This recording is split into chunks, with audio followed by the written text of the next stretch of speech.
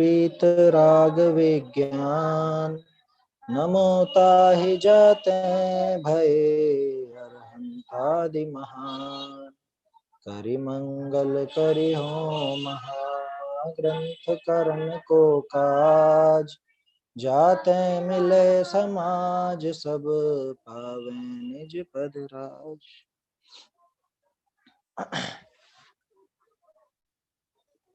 सातवें अधिकार पर चर्चा चल रही है अपने मोक्षमा प्रकाशक जी के, और इसमें धर्म बुद्धि से धर्म धारक व्यवहाराभासी की बात है। वैसे देखा जाए तो मतलब कल मुझे विचार आया, धर्म बुद्धि से धर्म धारक जो हेडिंग दी है, अब हमने कल जो बात की उसमें तो सांसारिक प्रयोजनार्थ आ रहा था। कल जो बातें की थी अपन ने, वो अपने देव भक्ति से ऐसे ऐसे काम चाहता है, अनिष्ट का वियोग चाहता है, इष्ट का संयोग चाहता है, अपना कुछ लौकिक कार्य बनाना चाहता है, तो वो सारा तो सांसारिक प्रयोजनार्थ है, धर्म बुद्धि कहाँ हुई। तो असल में उसका समाधान ये है कि हेडिंग तो टोडरमल जी ने दी नहीं थी। टोडरमल जी तो पूरा लगातार ऐसा एक सा ही लिख रहे थे, वहां जैसा जैसा प्रकरण आता गया उस अनुसार वो वर्गीकृत करते गए, भेद बनाते गए। तो मोटा मोटा एक कथन है कि यहाँ पे धर्म बुद्धि से भी धर्म धारण करने वाले होते हैं। तो यहाँ जो बात कल जो अपन ने बात की वो धर्म बुद्धि वाली नहीं थी, वो तो सांसारिक प्रयोजन वाला ही था। क्यों? कि उसने देव का स्वरूप समझा नहीं और उससे अपने लौकिक प्रयोजन ही साधने चाहे थे। एक और चीज यही थी, इसी में आप अगर गौर से देखेंगे तो परीक्षा रहित भी इसी में शामिल हो जाएगा, क्योंकि धर्म बुद्धि से धर्म धारक के 2-3 पैराग्राफ ही जब शुरू हुए थे तो वहां पे यही बात आई थी कि वो परीक्षा नहीं करता, भली प्रकार से परीक्षा नहीं करता, इस प्रकार का कथन था वहां। तो वो सब मिक्स चलते हैं। असल में ये जो हेडिंग बनाई गई है, ये एक मोटे तौर पर अपने को एक विषय का वर्गीकरण करने के लिए अपन समझ सके कि कहाँ पे क्या विषय है, इसलिए वो ठीक है उस हिसाब से।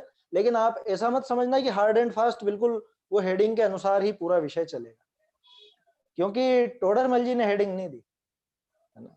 टोडरमल जी हेडिंग देते तो उस हिसाब से चलता वहां। खैर, दूसरी बात, जो कल हमने एक पंक्ति देखी थी जो टोडरमल जी ने लिख करके काट दी थी, अब वो यहाँ पर छप गई थी, उस पर और विचार कर कर तो कल तो खैर अपन ने जल्दबाजी में उसकी बात की थी। उसमें एक बात और है, वो काटी क्यों? आप सोचिए क्यों काटी होगी टोडरमल जी? क्योंकि यहाँ पे प्रकरण ये चल रहा है कि भैया उसके वो संक्रमण आदि नहीं हो सकते। क्यों नहीं हो सकते? क्योंकि उसके तो पाप का ही अभिप्राय मन में है, उसके वो पुण्य का उत्कर्षण या पाप का अपकर्षण या पाप संक्रमित होकर पुण्य रूप कैसे होगा? उसके कैसे होगा? टोडरमल जी उस बात का निषेध करना चाहते, इसलिए वो जो पंक्ति थी, और जो उनका काम सिद्ध हुआ, वो क्यों लिखेंगे इस जगह पे ये बात? ये तो सामने वाला ही कह रहा है हाँ सिद्ध होता तो होता है, तो टोडरमल जी ने उसको काट ही दिया कि नहीं, हमको दिखाना ही नहीं है सिद्ध होना है।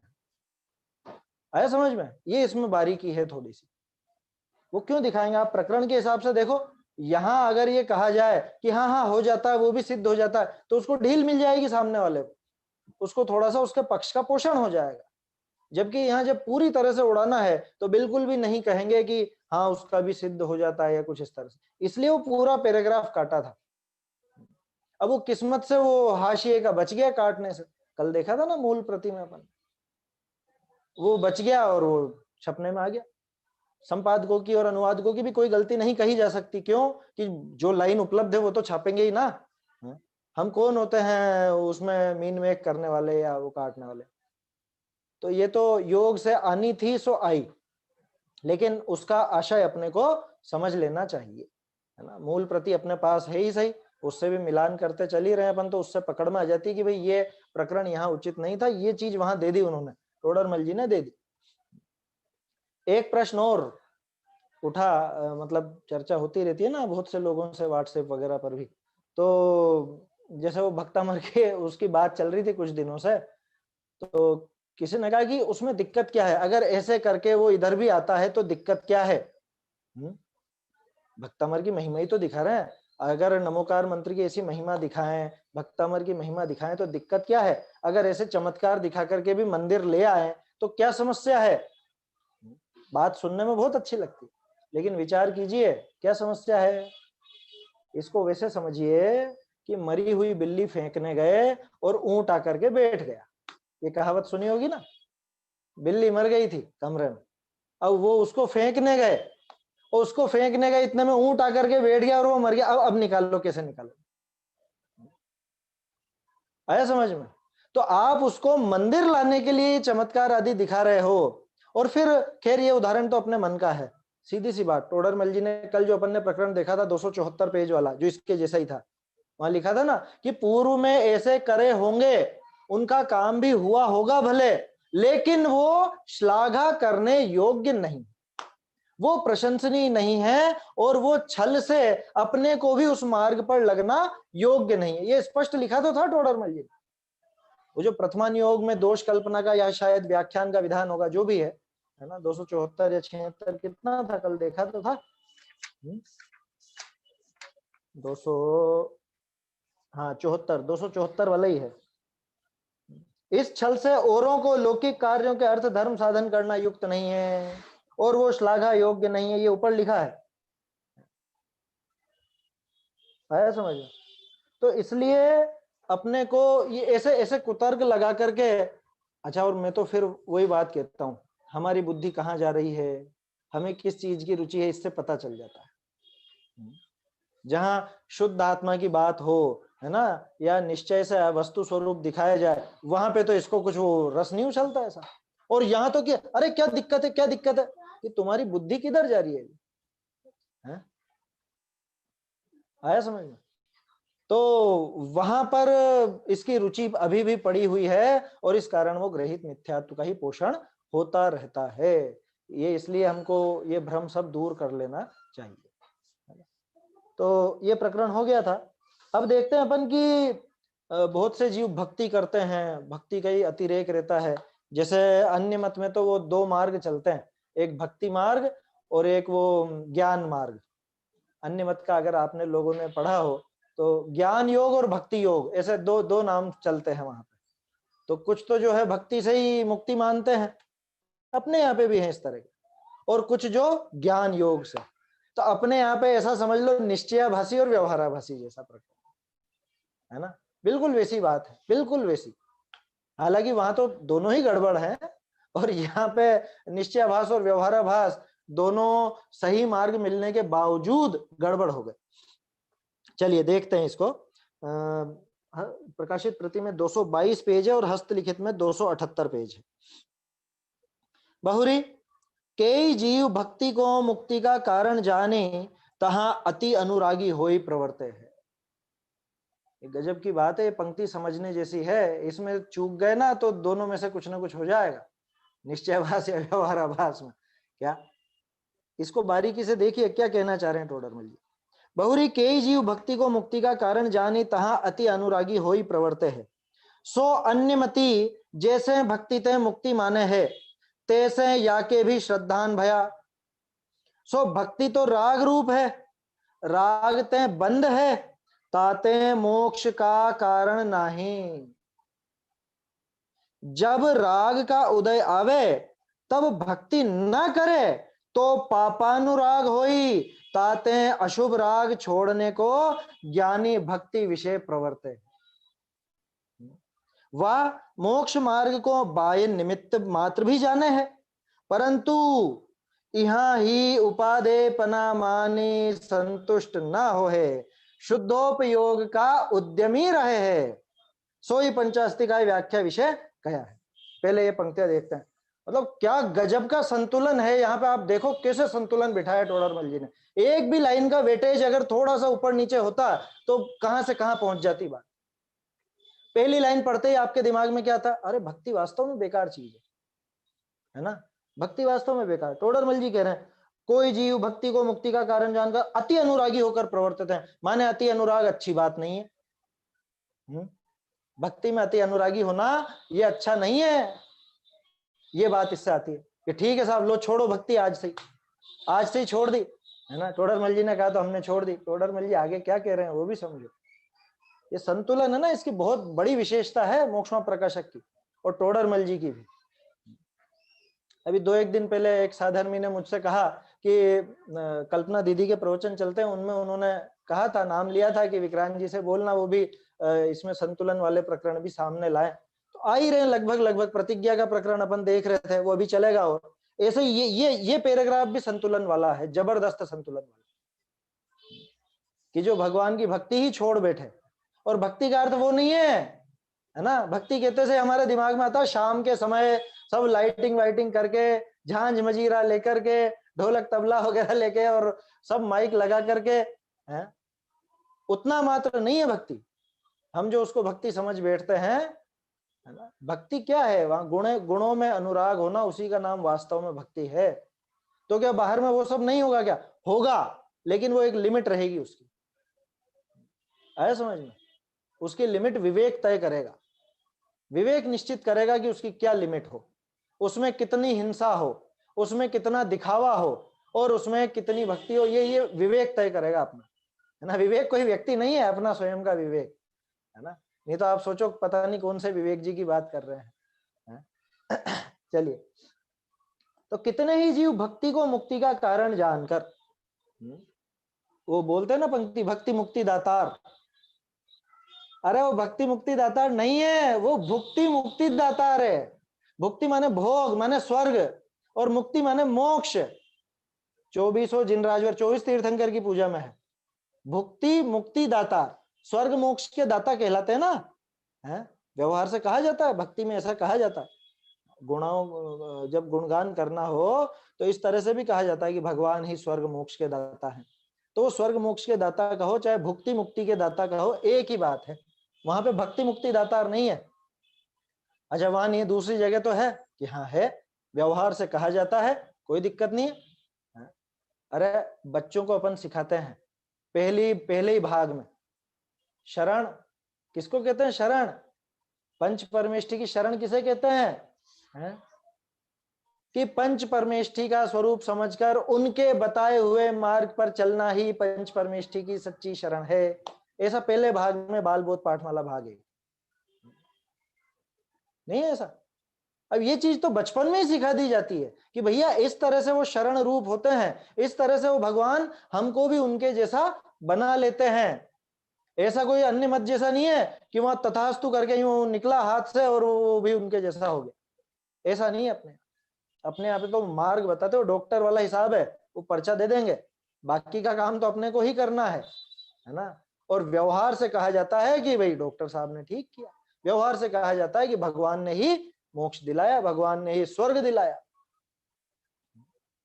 ये समझने की चीजें हैं। तो कितने ही जीव भक्ति को मुक्ति का कारण जानकर वहां अति अनुरागी होकर प्रवर्तित हैं। टोडरमल जी को उस भक्ति में दिक्कत नहीं थी। ये जो लिखा ना, अति अनुरागी होकर प्रवर्तित हैं। कितने अनुरागी होकर? इतने अनुरागी होकर कि भक्ति के अलावा उनको और कुछ सूझता ही नहीं, और कुछ नहीं सूझता। आज भक्ति का आयोजन किया गया है, आप सब सादर आमंत्रित हैं, और 1 घंटा 1.5 घंटा 2 घंटा भक्ति चलेगी, खूब सबको बहुत मजा आएगा, आनंद आएगा। और कहें कि आइए थोड़ी सी चर्चा करते हैं, स्वाध्याय करते हैं 1 1.5 2 घंटा, है ये तो भक्ति की बात की। ऐसे ही समझ लेना विधान। कोई सोचते होंगे कि इनको विधान से बड़ी चिढ़ है, चिढ़ नहीं है। ये जो लिखा ना, ये अति अनुरागी होकर, उसकी महिमा कितनी, और वो उसका जो भाव है, उस भाव की महिमा कितनी। 5-5 6-6 घंटे विधान में बैठने वाले देखे हैं मैंने, और उनसे कहा कि भैया 15 मिनट स्वाध्याय तो कर लो, और नहीं वो समझ में नहीं आती, वो खतरनाक काम हो गया। तो जो अति अनुरागी होकर, अच्छा बताओ बड़ा धर्मात्मा कौन है? मैं तो 2 ही सम्यक दृष्टि की बात करूंगा, एक सौधर्मेंद्र और एक सर्वार सिद्धि का देव। बड़ा धर्मात्मा कौन है? सौधर्मेंद्र। बड़ा धर्मात्मा तो सर्वार सिद्धि का देव है। आया समझ में? उसके हालांकि दोनों ही सम्यक दृष्टि हैं, दोनों के ही मात्र एक कषाय चौकड़ी का अभाव है, लेकिन उसके कितनी मंदता है, वो पंचकल्याणक में भी नहीं आता। और ये तो वहां तांडव नृत्य करता है, ये वहां पर वो 1000 नेत्र बनाकर देखता है। तो ये दिखावा करता है कि नहीं, इसके असली भक्ति होती है, सौधर्मेंद्र की असली भक्ति होती है। चलिए अब थोड़ा सा उदाहरण पलट देते हैं। सौधर्मेंद्र की जगह दूसरे जो व्यंतर हो, भवनवासी हो, उनका इंद्र हो, वो वो भी तो व्यवस्थाएं संभालते हैं वहां, वो भी तो कुछ कुछ करते ही हैं, होते हैं ना उनके भी यक्ष वगैरह और वो सब पता नहीं क्या क्या रहते ही हैं वहां पर। समोसरण का पूरा वैभव जो है उसमें कौन है बताओ, असली भक्त कौन,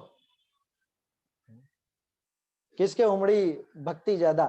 कि अति अनुराग तो इनके नजर आता है, लेकिन वास्तविक तो उसके, वो आगे आएगा प्रकरण कि ज्ञानी के असली भक्ति की अज्ञानी के, या किसके ज्यादा, ऐसा अगला ही प्रश्न आने वाला है इसके बाद ही।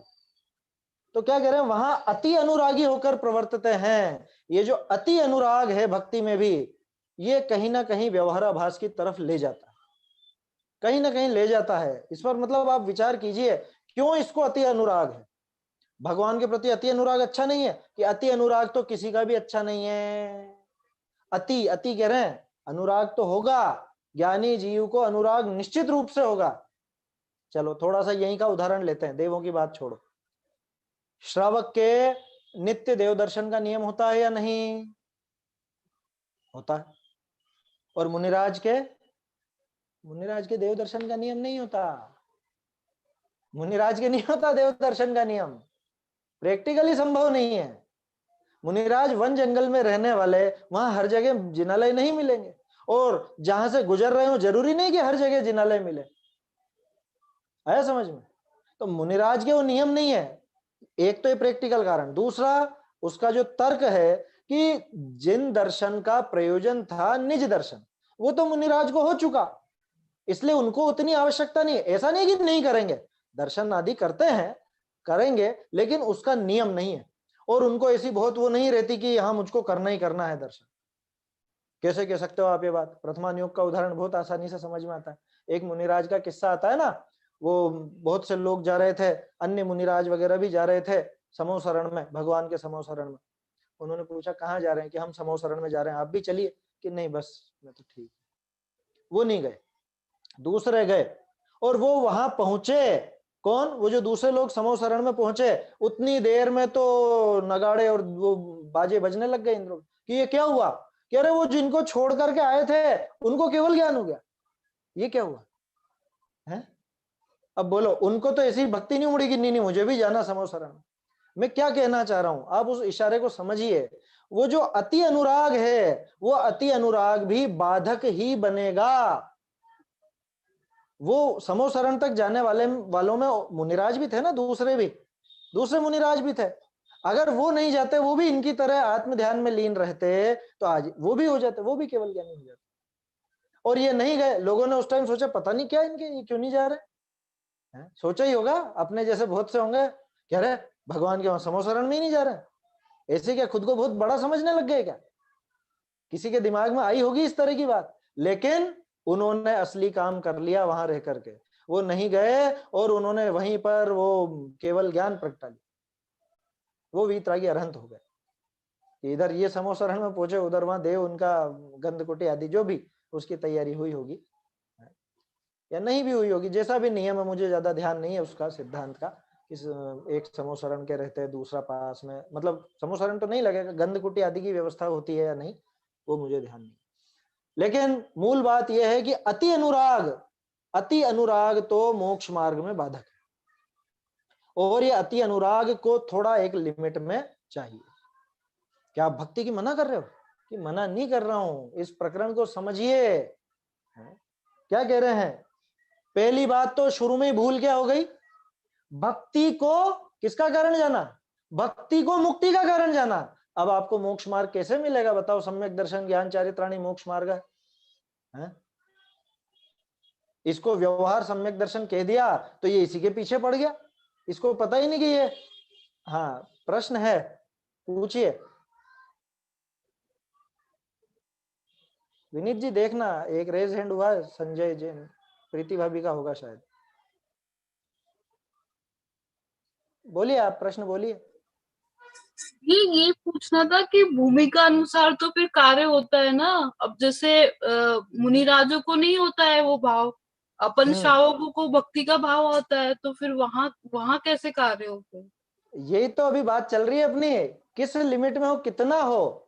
ये जो अति अनुराग है, अति का मतलब ये टोडरमल जी यहाँ ये बताना चाह रहे हैं कि अति अनुरागी होकर के उसमें प्रवर्तित हैं, माने उसी में लगे रहते हैं, बाकी उसको असली काम सूझता ही नहीं है। भाई वो हो, अपनी भूमिका के योग्य होगा, निश्चित होगा, उसकी मना की ही नहीं गई है, उसके लिए बिल्कुल मना नहीं है, लेकिन ये तो पूरी तरह से उसी में लग गया। ये तत्व विचार बिल्कुल नहीं करता, भक्ति में भी उनका स्वरूप नहीं समझता। क्यों? क्योंकि इसने तो भक्ति को ही मुक्ति का कारण समझ लिया ना, शुरुआत में ही भूल बता दी उसकी, है ना। कितने ही जीव भक्ति को मुक्ति का कारण जानकर, शुरुआती भूल ही यहां पर है कि उसने उस भक्ति को, उस गुणगान को ही मुक्ति का कारण जान लिया कि हम तो भगवान की भक्ति से तिर जाएंगे। मैंने जो शुरू में कहा था, अन्य मत में चलता है ज्ञान योग और भक्ति योग, तो भक्ति योग वाले क्या करते हैं, जैसे मीरा का उदाहरण आप लोगों ने सुना होगा, मीरा भक्ति में नाचते नाचते ही प्रभु में विलीन हो गई, वो प्रभुमय हो गई, ऐसा उसके बारे में कथन आता। तो उस तरह का ये इसकी मान्यता हो गई, वैसी मान्यता हो गई, भक्ति से मुक्ति मिल जाएगी। और जिसके दिमाग में इसका अतिरेक चढ़ जाता है उसके लिए है ये बात। अब जिसके दिमाग में वो भक्ति का अति अनुराग हो गया, अब वो असली मोक्ष मार्ग की तरफ क्यों जाएगा। मैं कह तो रहा हूं, आप उसको भक्ति में 2-3 घंटे बिठा लो, पूजन विधान में आप उसको 5-5, 6-6 घंटे बिठा लो, वो बहुत आनंद से बैठेगा, आराम से बैठेगा, खूब अनुरागी होकर। लेकिन उसको थोड़े तत्व विचार की छोड़ो, जो वो पंक्तियां चल रही है ना, लोगों को तो वही पसंद नहीं आता कि उनका कोई अर्थ कर दे। उनको तो चाहिए कि बस बजाते रहो और हम गाते रहें और भक्ति होती रहे, बस। उनको अर्थ भी नहीं समझना। ये जो आजकल वो घरों पर पाठों की परंपरा चल गई, उसमें क्या हो रहा है, ये भक्ति का अति अनुराग है, असली भक्ति नहीं है, सिर्फ उस भक्ति का अति अनुराग है। क्योंकि असली भक्ति की बात तो पहले कह चुके हैं, उनका स्वरूप जाने नहीं, परीक्षा करे नहीं, तो असली भक्ति कहां से होगी। तो भैया यहाँ अपन ऐसे बोल सकते हैं, जो वास्तव में भक्ति को मुक्ति का कारण ना माने, उसे ही रियल भक्ति है। हाँ, ये तो आएगा ना, आगे आएगा ये। अच्छा, ये मतलब आगे आएगा अभी इसमें, उनको ही वास्तविक भक्ति मानेंगे। हाँ, ये आगे आप देखिए 223 पेज पे ऊपर ही है, यथार्थता की अपेक्षा तो ज्ञानी के ही सच्ची भक्ति है।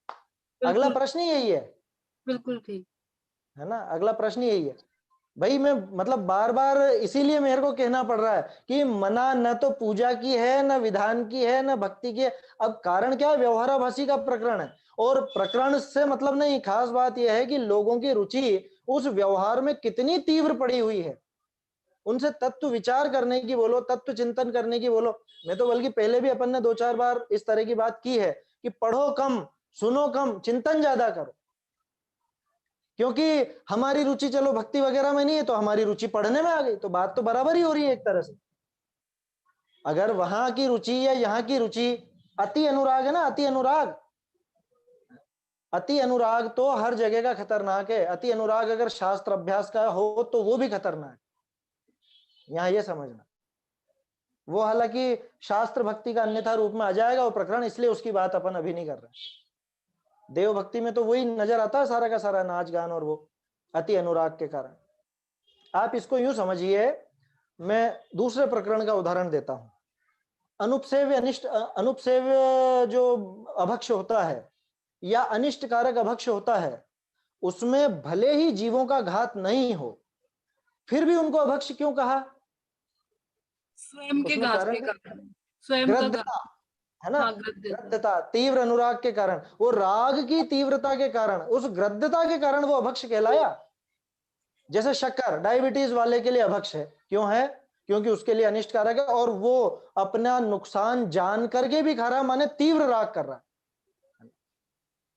तो तीव्र राग असल में वो खुद की हिंसा का कारण है, तीव्र राग खुद की हिंसा का कारण है, इस वजह से उसको अभक्ष कहा जाता है। ऐसा ही अनुपसेव्य में समझिए, अनुपसेव्य में भले ही कोई अनुपसेव्य ऐसा हो कि जिसमें जीवों का घात नहीं होता हो, लेकिन फिर भी जो लोक निंद्य होने के बावजूद मैं उसको अगर खाना चाहता हूं, उसका भक्षण करना चाहता हूं, तो मेरे वो राग कितना तीव्र होगा।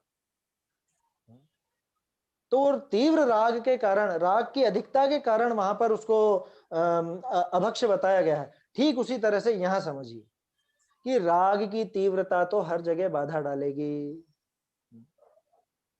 मेरे ख्याल से ऐसा प्रकरण वहां है, वो भक्ष अभक्ष वाला पाठ है या कोई सा पाठ है बाल बोध में, मुझे ध्यान आ रहा है कि इनको अभक्ष क्यों कहा, क्या दिक्कत है?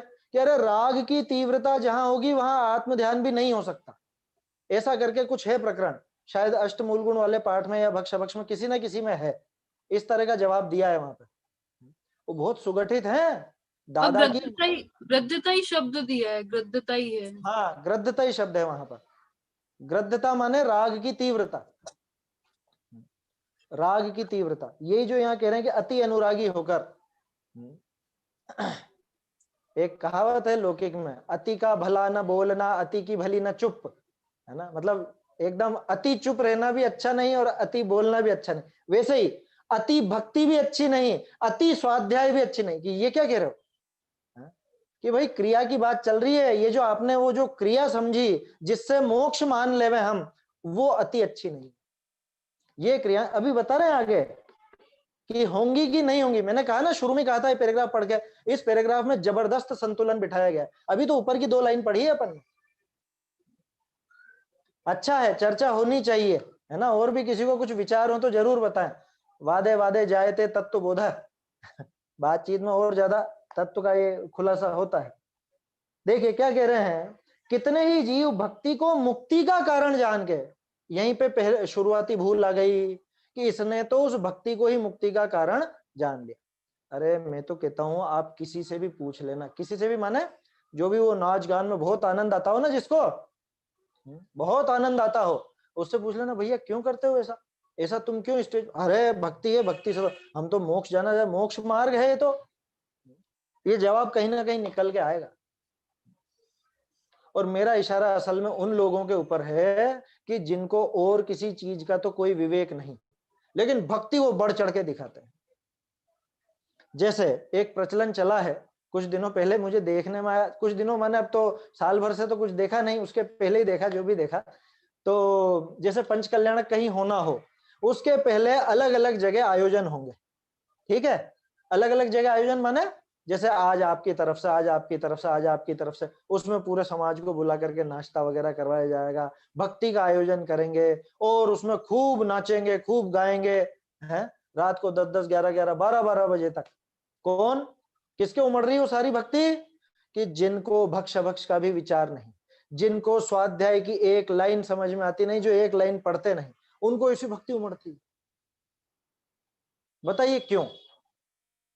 ये अति अनुराग। अधिकांश को तो दिखावे का, स्पष्ट कह रहा हूं, अधिकांश को तो दिखावे का, और थोड़े बहुत को कि अरे भगवान की भक्ति ही मोक्ष देने वाली है, इस बात का। आया समझ में? मतलब जो अनुचित है वो काम भी हो जाएंगे इस अति अनुराग में, ये कहना चाह रहा हूं मैं। नहीं तो ये क्या आयोजन हुआ, रात को 11-12 बजे तक आप स्टेज लगा करके, और वो डीजे लाइटें और सब सारा का सारा संगीत। समझ में आ रही है बात? जो अपन ने किसमें आया था, शायद छठे अधिकार के समय देखा था, वो क्रियाकांड में इतना ज्यादा वो घुस जाता है, उसमें ना हिंसा का विवेक रहता है। सावध्य लेशो बहुपुण्य राशो वाले प्रकरण में वहां अपन ने बात की थी। वहां विचार नहीं करता, वो भी तो अतिरेक है ना, ये भी तो भक्ति का अति अनुराग है।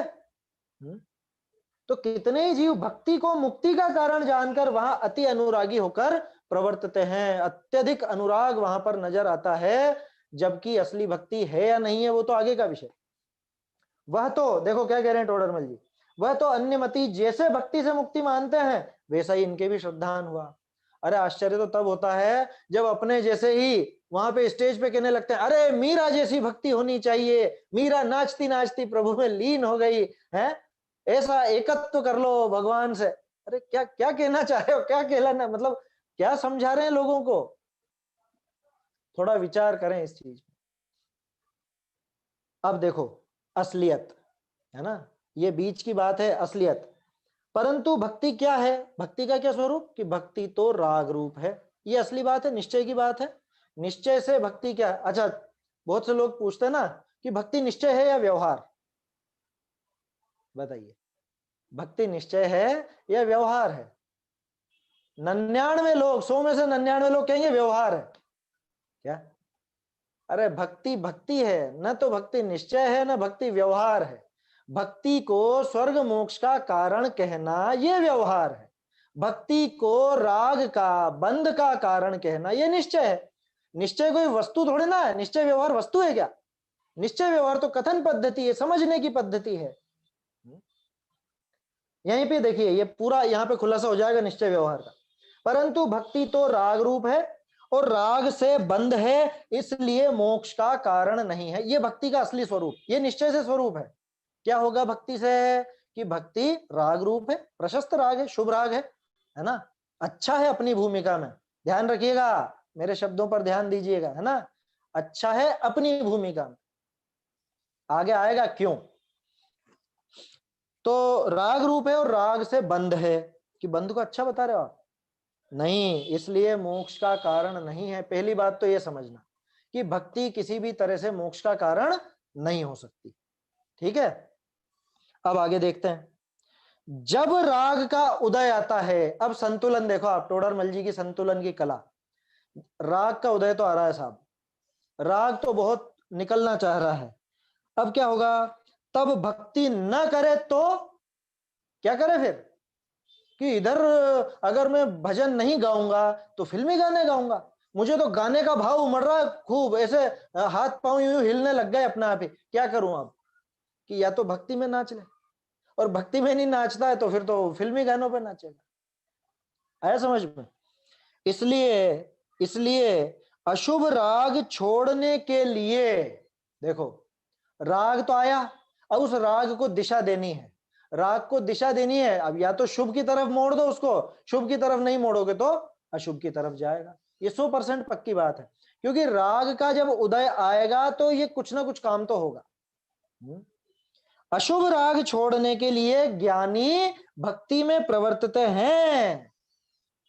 हैं, यानी बाहर से नजर आ रहे हैं, मानते क्या है, और मोक्ष मार्ग को बाह्य निमित्त मात्र भी जानते हैं। मानते नहीं है, जानते हैं। क्या जाना? कि हाँ भाई ये बाह्य निमित्त है। क्यों है बाह्य निमित्त? क्योंकि सच्चे देव के प्रति हमको भक्ति उमड़ेगी तो फिर सच्चे देव ने क्या कहा वो बात सुनने की भी इच्छा होगी, सच्चे देव का स्वरूप भी पहचानूंगा, सच्चे देव सुखी कैसे होगा ये भी जानूंगा, है ना। एक सेकंड देखते हैं आपका प्रश्न, है ना। इसलिए अशुभ राग छोड़ने के लिए ज्ञानी भक्ति में प्रवर्तते हैं और मोक्ष मार्ग को बाह्य निमित्त मात्र भी जानते हैं। परंतु अब ये खास बात, ये मान्यता देखो, यहां ही उपादेयपना मानकर संतुष्ट नहीं होते। ये अधूरी है बात, पूरी कहां हो रही है? शुद्धोपयोग के उद्यमी रहते हैं। लो, पहले भी शायद अपनी इस बारे में चर्चा हुई है। ये जो शुभोपयोग का काल आता है, मंद कषाय का काल आता है, इसका हम सदुपयोग करते हैं या दुरुपयोग करते हैं? मेरा प्रश्न फिर से दोहराता हूं, ये जो शुभोपयोग का अपने काल आता है, शुभ भाव का समय आता है, या मंद कषाय कह लो, मंद कषाय के समय शुभ भाव आते हैं, है ना। पहले तो ये समझ लेना, मंद कषाय और शुभ भाव दो अलग अलग चीजें हैं, दो अलग अलग चीजें हैं। मंद कषाय किसी को भी हो सकता है ना। मंद कषाय के लिए जैनी होना जरूरी नहीं है, लेकिन शुभ भाव के लिए तो जैनी होना जरूरी है, क्योंकि शुभ भाव सच्चे देव शास्त्र गुरु के संबंध में ही होगा, है ना। मंद कषाय तो किसी भी जीव को हो सकता है, अन्य जीव भी तो जाते हैं ना, स्वर्ग आदि तो जाते ही हैं अन्य जीव भी। सारे जैनियों का ठेका थोड़े ना कि सारे जैनी, स्वर्ग में तो पता नहीं कितने हैं, यहाँ तो टोटल मनुष्यों की संख्या नहीं है इतनी। तो मैं क्या कह रहा था कि वो जो शुभ भाव आया, शुभ भाव के काल का या मंद कषाय के काल का हम लोग सदुपयोग करते हैं या दुरुपयोग? 2 मिनट विचार कीजिए, तब तक हम ये प्रश्न देखते हैं। आपका प्रश्न था जी। हमारी किताब में तो ऐसा लिखा है, यहाँ पर मेरी आवाज आ रही है? हाँ, आ रही, आवाज आ रही है आपकी। जब राग का उदय आता है तब भक्ति ना करे तो पापानुराग हो। हाँ, जब राग का उदय आता है तब भक्ति न करे तब पापानुराग हो, सही तो है। तो आपने तो बोला नहीं पापानुराग। मैं पापानुराग नहीं बोला क्या मैंने? जी, तो हमें लगा कि हमारी किताब में लिखा है पापानुराग। नहीं नहीं नहीं नहीं, यही पंक्ति है, मेरे में भी यही है। जब राग का उदय आता है, वो असल में समझाने में शायद मैं वो सीधे वो लाइनें बोल गया होऊंगा। जब राग का उदय आता है तब क्या होगा कि भक्ति न करे तो पापानुराग होगा। भाई या तो इधर की गली में जाएगा या इधर की गली में जाएगा, है? मैं तो घर से निकला, है ना, अब मेरे घर के सामने 2 रास्ते निकलते हैं। अब मेरे को तो निकलना ही है, घर से भागना ही है क्या, तो भागूंगा तो या तो इस गली में भागू या इस गली में भागू, दोनों में से एक गली में भागूंगा। अब अगर मैं शुभ राग की गली में नहीं भागा तो फिर कौन सी गली बचती है, कि फिर तो अशुभ राग वाली ही गली बचती है। इसलिए उस अशुभ राग की गली से बचने के लिए ज्ञानी उस शुभ राग की गली में भागते हैं। समझ में आ गई बात, उदाहरण से, है ना। अब अशुभ राग से बचने के लिए ज्ञानी वास्तव में गली में भागना नहीं चाहता था, लेकिन क्या हुआ, घर में तो आग लग गई, अब घर से तो भागना पड़ेगा ही पड़ेगा। या घर में कोई समझ लो कोई दूसरे ऐसे चोर लुटेरे आ गए, डाकू आ गए, तो भागना तो पड़ेगा घर से निकल के। तो घर से निकल के दो रास्ते सामने, मेरे घर के सामने दो रास्ते जाते हैं, तो या तो इस गली में जाऊं या इस गली में। इस गली में जाऊंगा तो अशुभ राग की गली है, अशुभ राग की गली में नहीं जाना चाहता तो मैं शुभ राग की गली में जाऊंगा। ज्ञानी का विचार इस तरह का रहता, जाना नहीं चाहता, क्योंकि राग चाहता नहीं है, वो वीतरागता चाहता है। ज्ञानी की बात चल रही है ना, आया समझ में। और वो गली घूम फिर करके वापस इसके घर पर ले आती है, इसके समझ लीजिए अपने उपयोग शुद्धोपयोग की तरफ जा सकती है। इसलिए उस शुभ राग की गली को ये वाला रास्ता सही है ऐसा भी कह दिया जाता है, मोक्ष मार्ग में साधक भी कह दिया जाता है, क्योंकि ये उसके निकट है, ये उसके नजदीक की पगडंडी है, ऐसा समझना। चलिए अब अपने उस प्रश्न पर आ जाते हैं फिर से। क्या कहा था मैंने कि हम उसका सदुपयोग करते हैं या नहीं,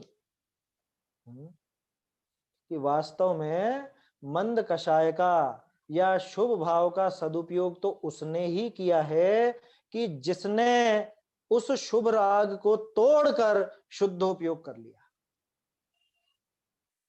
समझ में ही बात, उस मंद कषाय के भाव को छोड़कर अकषाय भाव को पकड़ लिया, उसने सदुपयोग किया है। भाई आप विचार करो ना, क्रम क्या है, क्या क्रम है शुद्धोपयोग का। अशुभ से तो कभी कोई शुद्ध में जाता नहीं है, शुभोपयोग से ही जाएगा। तीव्र कषाय से तो कोई जाता नहीं है, मंद कषाय से ही जाएगा। तो तीव्र कषाय से बचकर अथवा अशुभ राग से बचकर तो हम शुभ राग में अथवा मंद कषाय में आ गए थे।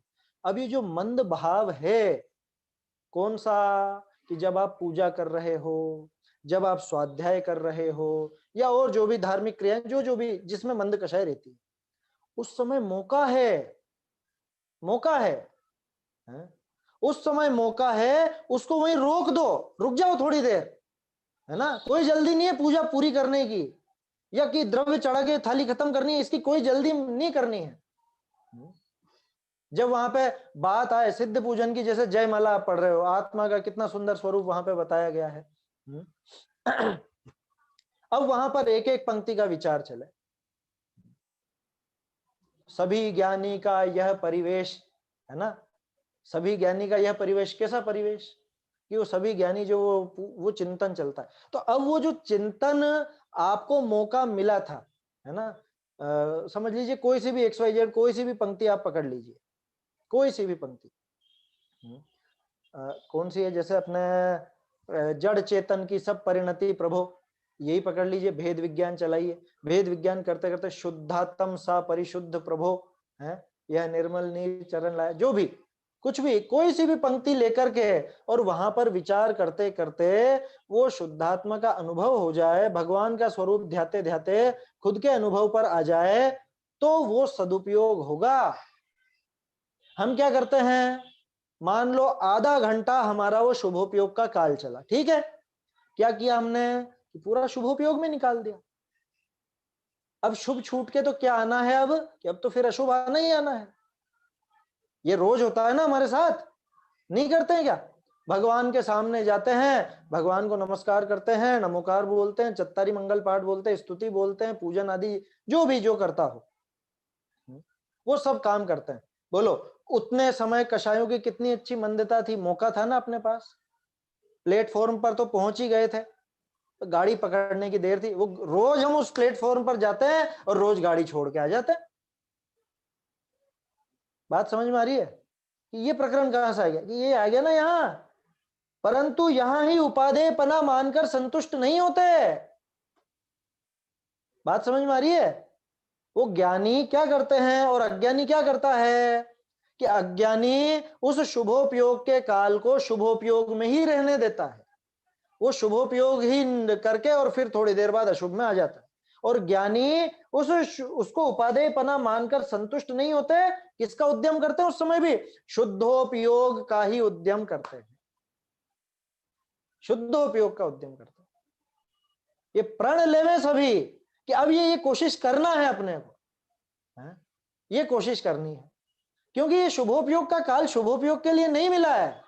क्या? अरे एक वो कहानी सुनी होगी आपने, एक सेठ की 4 बहुएं थी और वो अलग अलग उनको सौंपता है, कुछ दाने दे देता है चावल के, तो वो अलग अलग काम करती है। एक तो खा ही जाती है, एक फेंक देती है कि दूसरे दे दूंगी अगले साल। वो उनसे कहता है कि साल भर बाद देना मुझको, ये संभाल के रखो। तो एक तो बिल्कुल बाकायदा पोटली में संभाल के सुरक्षित रखती है, एक फेंक देती है, एक खा जाती है, और एक उन्हीं को बोती है, फिर जो आते हैं उनको बोती है। ऐसे करके वो मणो अनाज हो जाता है ना। अपने जैन कहानियों में भी आती है ऐसी, अलग अलग उन चारों को अलग अलग काम सौंपे जाते हैं। अब बोलो हम कौन सा काम कर रहे हैं? ये थोड़ी देर के लिए शुभोपयोग के चावल के दाने मिले हैं, है ना। 2 तो बिल्कुल बेकार। जो खाने वाली थी उसको तो काम पकड़ा दिया रसोई का कि तू रसोई संभाल, जो फेंक देती है उसको झाड़ू बुआरी का काम संभाला दिया, आटाले का काम संभाला दिया। जो बिल्कुल संभाल के रखती है उसको वो क्या बोलते हैं, कुछ भी दूसरी चीजें संभलाई, धन नहीं संभलाया। और धन किसको संभलाया? कि जिसने बढ़ा करके दिया साल भर बाद। मैंने शॉर्ट में सुना दी है, विस्तार से आपको पढ़नी हो तो अलग जगह मिल जाएगी कहानी। इस तरह की कहानी है। तो हम क्या कर रहे हैं कि वो शुभोपयोग के काल को हम खा जाते हैं। आया समझ में? 4 तरह के जीव समझना। एक जीव तो कैसा कि वो शुभोपयोग के काल को वो गंवा देता है। कैसे गंवा देता है? वहीं पे वो जो प्रकरण आया था ना, चित्त तो कहीं है, दृष्टि घूमती रहती है, मुंह से पाठ बोलता है, हाथ से इधर उधर की, वो गंवा रहा है। उसने वो चावल के दाने फेंक दिए, उसने वो शुभोपयोग का काल गंवा दिया। खा जाने वाला कैसा? खा जाने वाला यूं समझ लो कि थोड़ा बहुत शुभ भाव किया और वो काल निकल गया, पुण्य के उदय से मिला था काल और चला गया, वो हो गया। ठीक है। तीसरे अपने जैसे हैं। कौन सा? संभाल के रखा। क्या करा संभाल के? कि शुभोपयोग में हमने पूरा शुभोपयोग रखा। कि फायदा क्या हुआ उससे? बढ़त कहां हुई? संपत्ति थोड़ा बढ़ेगी। ज्ञानी क्या करता है? शुद्धोपयोग के उद्यमी रहते हैं।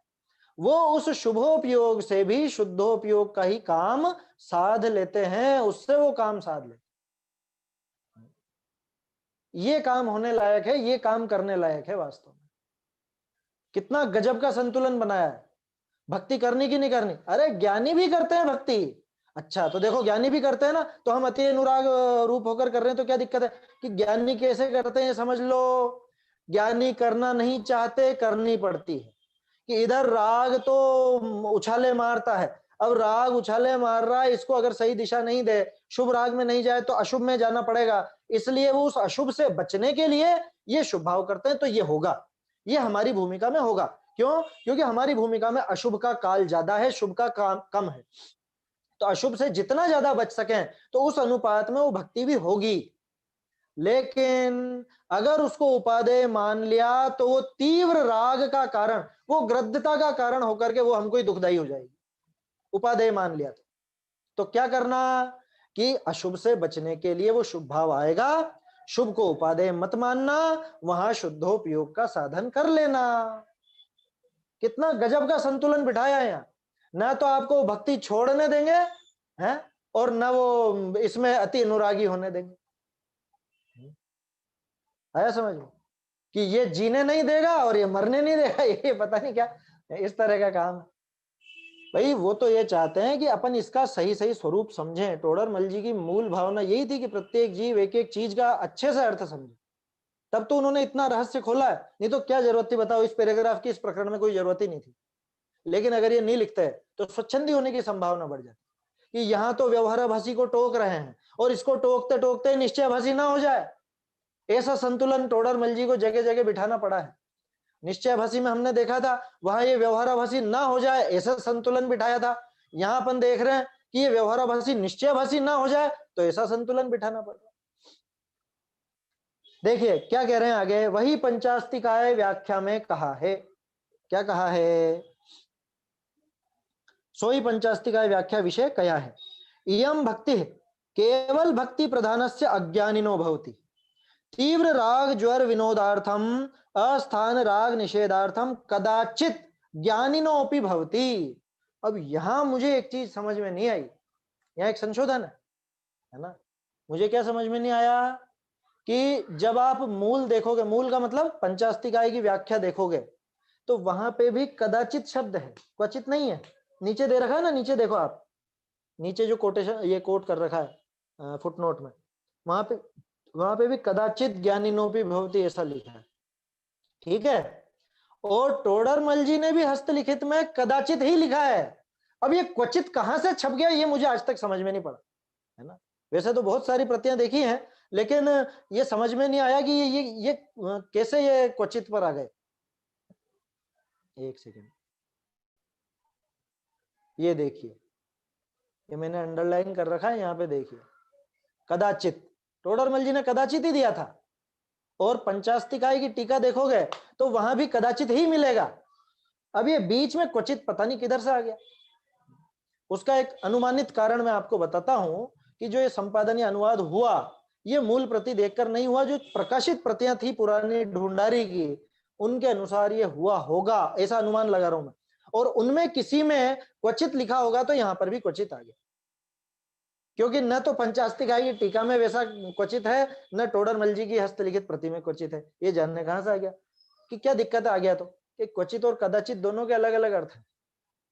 क्वचित का अर्थ होता है कहीं और कदाचित का अर्थ होता है कभी, भाव बदल जाता है। कदाचित माने कभी किसी समय, और क्वचित माने क्वचित बोलो चाहे कुत्रचित बोलो एक ही बात है। तो कहीं पर वाली बात नहीं है, ये कभी की बात है, क्योंकि ज्ञानी को भी कभी कभी ऐसी भक्ति होती है। ये यहाँ पे दिखा रहे, देखिए वैसे संस्कृत सरल है। इयम भक्ति केवल भक्ति प्रधानस्य अज्ञानिनो भवति। शुरू में क्या लिखा कि ऐसी भक्ति केवल अज्ञानी जीवों के होती है, अथवा तीव्र राग ज्वर, वो जो कहा था ना राग उछाले मार रहा है, तीव्र राग ज्वर विनोदार्थम, यानी उसका विनोद करने के लिए, उसका अपनोदन करने के लिए, नाश करने के लिए, निषेध करने के लिए, अस्थान राग निषेधार्थम, अस्थान यानी खोटे स्थान का राग निषेध करने के लिए भी कदाचित कभी कभी ज्ञानी को भी होती है ऐसी तीव्र भक्ति। या का अर्थ, यह भक्ति केवल भक्ति ही है प्रधान जाके, ऐसा अज्ञानी जीव के हो है। कि ये भक्ति किसके होती है कि जिसके भक्ति छारी दिमाग पे, भक्ति मुक्ति दातार, जो भक्ति ही मोक्ष देने वाली है, जिसके ऐसा दिमाग में बैठा हुआ है, उसके होती है। बहुरी तीव्र राग जुर माने ज्वर, तीव्र राग जुर मेटने के अर्थी व कुठिकाने माने खोटा स्थान, कुठिकाने राग निषेधने के अर्थी कदाचित ज्ञानी के भी हो है। ये कभी कभी ज्ञानी के भी ये भक्ति देखी जाती है। तो जवाब मिल गया ना, ज्ञानी जीवों के भी हो रही है, यहाँ बिल्कुल हो रही है, लेकिन ज्ञानी उसका सदुपयोग करते हैं, ज्ञानी उसमें अटक नहीं जाते, ज्ञानी उसको मोक्ष मार्ग नहीं मानते, और सबसे खास बात, ज्ञानी उसे छोड़ करके भी शुद्धोपयोग का उपाय करते हैं। और अज्ञानी वो तो इसको उपादेय ही मान बैठा है। ये दोनों की दृष्टि में अंतर है। अब प्रश्न खड़ा होता है कि ठीक है साहब, ऐसा है तो ज्ञानी से अज्ञानी की भक्ति की अधिकता होती होगी फिर तो, क्यों? क्योंकि वो तीव्र राग है ना। ध्यान रखिए, थोड़ी देर पहले जो मैंने कहा था, शुभ भाव और मंद कषाय, ये दो अलग अलग चीजें हैं। शुभ भाव का अर्थ मंद कषाय नहीं है हमेशा, है ना। सामान्य रूप से कह दो, कहने में दिक्कत नहीं, लेकिन शुभ भाव तीव्र राग भी हो सकता है, शुभ भाव तीव्र कषाय रूप भी हो सकता है, लेकिन वो तीव्रता भी शुभ है। ध्यान रखना, तीव्र कषाय का अर्थ हर जगह खोटा ही हो ऐसा नहीं। बहुत तीव्र भक्ति उमड़ रही है, वो इंद्र के क्या है, तीव्र भाव है या नहीं, वो जब 1000 नेत्र बनाकर देख रहा है तो वो तीव्र शुभ राग है। तो कहलाने को तो अगर कषाय की तरफ से देखो तो उसको तीव्र कषाय कहा जाएगा, लेकिन वो अशुभ नहीं है, पाप रूप नहीं। इसलिए मैंने कहा शुभ राग अलग चीज है और मंद कषाय अलग अलग चीज है। तो जीवों के पुण्य दो तरह के भावों से बंधता है, या तो शुभ भाव हो या मंद कषाय हो, है ना। मंद कषाय किसी के भी हो सकती है, शुभ भाव तो जैनी को ही होगा। ऐसा समझ। ये प्रश्न आएगा है ना, अभी तो समय हो गया है, तो इसमें प्रश्न क्या आया कि भाई ऐसा तीव्र राग आप अज्ञानी के बता रहे हो, तो फिर तो अज्ञानी के ज्यादा भक्ति होती होगी ज्ञानी से, है? तो क्या है जवाब, इसको अपन कल देखेंगे ना। मैं सोच रहा था आज ले लेते, लेकिन समय हो गया है ना, जल्दबाजी में क्यों अपन खत्म करें, अपन कल ही इसको देखेंगे अच्छे से। चलिए, किसी को कोई प्रश्न हो तो पूछ सकते हैं। चलिए समाप्त करते हैं। निज निधि निज में बताई, यह अनंत उपकार है, इसके लिए जिन वाणी माँ को वंदना शत बार है, वंदना शत बार है।